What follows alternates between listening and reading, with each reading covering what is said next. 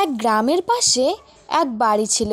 সেই বাড়িতে বাস করত কৃষক, কৃষকের গিন্নি ও তাদের একমাত্র মেয়ে রাধা। রাধা পাখিদের খুব ভালোবাসত, সবসময় পাখিদের সঙ্গে গল্প করত। আয় আয় চই চই চই, কোথায় গেলি টুনি, ময়না, শালিক, কাক, আয় তোদের জন্য আমি খাবার নিয়ে এসেছি। রাধার ডাক শুনে সব পাখি তার কাছে চলে আসে, কারণ সবাই জানতো রাধা এই সময় খাবার দিত। রাধা দিদি, তুমি আজ আমাদের জন্য কি খাবার নিয়ে এসেছো? আজকে আমি তোদের জন্য মুড়ি নিয়ে এসেছি, নে নে সবাই খেয়ে নে। হ্যাঁ রাধা দিদি, তুমি সবাইকে খেতে দাও। তারপর সবাই মুড়ি খেতে থাকে।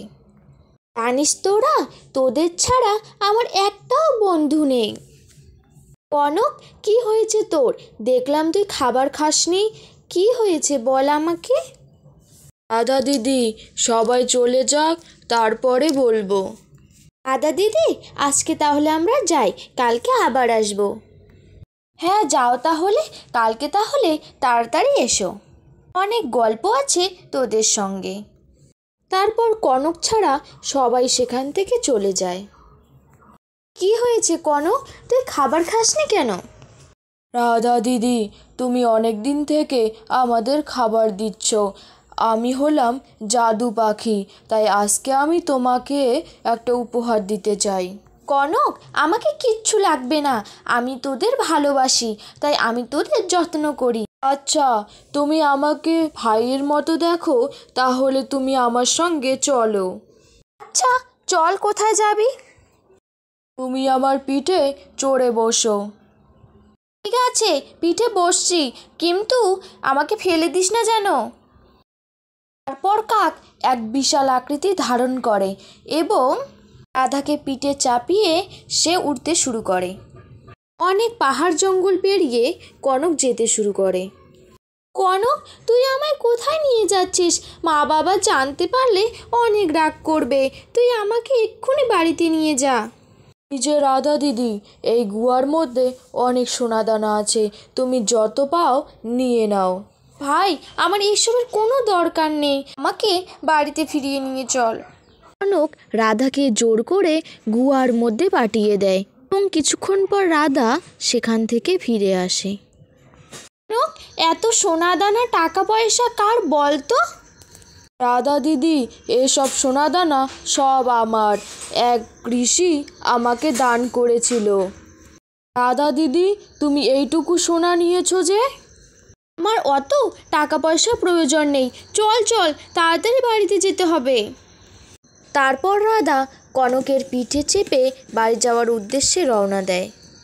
রাধা বাড়ি ফিরে তার বাবা মাকে সব ঘটনা খুলে বলে এবং তাদের প্রতিবেশীরাও সব কথা শুনে ফেলে।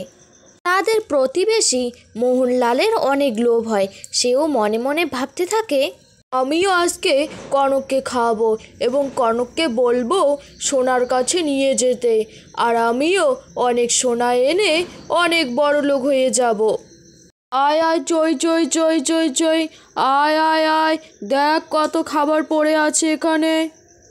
কিছুক্ষণ পর সেখানে অনেক পাখি জড়ো হয়। এই, তোরা এখানে কেন এসেছিস? তোদের জন্য খাবার রাখিনি, শুধুমাত্র কনকের জন্য খাবার রেখেছি। তোরা এখান থেকে চলে যা, চলে যা বলছি। দাদা, আমাদেরও অনেক খিদে পেয়েছে, আমাদেরও খেতে দাও। কিন্তু মোহনলাল সব পাখিকে তাড়িয়ে দেয়। দাদা, তুমি সব পাখিকে তাড়িয়ে দিলে, আমাকে খাওয়াবে কেন বলো তো? তুই খা বা না খা, আমার কোনো দেখার দরকার নেই। তুই আমাকে সোনার পাহাড়ে নিয়ে যা, যেখানে রাধাকে নিয়ে গেছিস। আচ্ছা, এই ব্যাপার, চলো। তুমি যাবে ঠিক আছে, কিন্তু বেশি লোভ করো না যেন। হ্যাঁ, তোকে এত কথা বলতে কে বলেছে? চল, আমাকে নিয়ে চল সেখানে। তারপর কনক মোহনলালকে নিয়ে সোনার গুহায় যেতে থাকে। মোহনলাল কনকের পিঠ থেকে নেমে গুহার ভেতর দৌড়ে চলে যায়। সে সেখানে এত সোনাদানা দেখে আনন্দে নাচতে থাকে। একটা বড় ব্যাগে সোনাদানা নিয়ে মোহনলাল বাইরে বের হয়। দাদা, তুমি কি করেছো এটা? এত ভারী ব্যাগ আমি বইতে পারবো না। কি বলছিস বইতে পারবি না? তোকে নিয়ে যেতেই হবে। কনকের অনেক কষ্ট হচ্ছিল এত বড় ব্যাগ বহন করতে। দাদা, আমি এত ভারী ব্যাগ বহন করতে পারছি না। তুমি ব্যাগটা ফেলে দাও জলে ব্যাগটা। না না, আমি কিছুতেই জলে ফেলবো না। তোর কষ্ট হোক বা না হোক, আমার দেখে দরকার নেই। কথা বলে মোহনলাল কনকের পিঠ থেকে পিছলে নদীতে পড়ে যায় এবং সেখানেই মোহনলালের মৃত্যু হয়।